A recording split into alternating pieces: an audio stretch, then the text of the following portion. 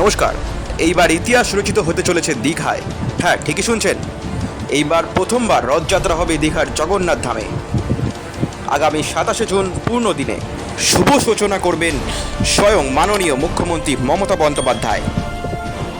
ইতিমধ্যেই প্রস্তুত রথ, প্রস্তুত বাংলার মানুষ। আসছে বাংলার গর্বের দিন। ইউক্রেন, ইংল্যান্ড, আমেরিকা থেকে রথযাত্রা আসছেন শয়ে শয়ে বিদেশি ভক্ত।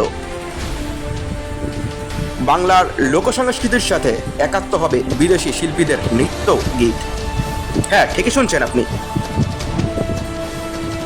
এই মুহূর্তে পর্যটকের ভিড়ে ঠাসা সব হোটেল। এই মুহূর্তে সেজে উঠেছে সমগ্র দীঘা শহর, সেজে উঠেছে বাংলার মানুষ। একদম সমস্ত এলাকা মাতোয়ারা এই উৎসবের আনন্দে। হ্যাঁ, দীঘা এখন শুধুমাত্র সমুদ্র সৈকত নয়, প্রভু জগন্নাথের কৃপায় এই রথযাত্রার আয়োজন হয়ে উঠবে ভক্তি ও সংস্কৃতির মিলনস্থল। ততক্ষণ দেখতে থাকুন, চোখ রাখুন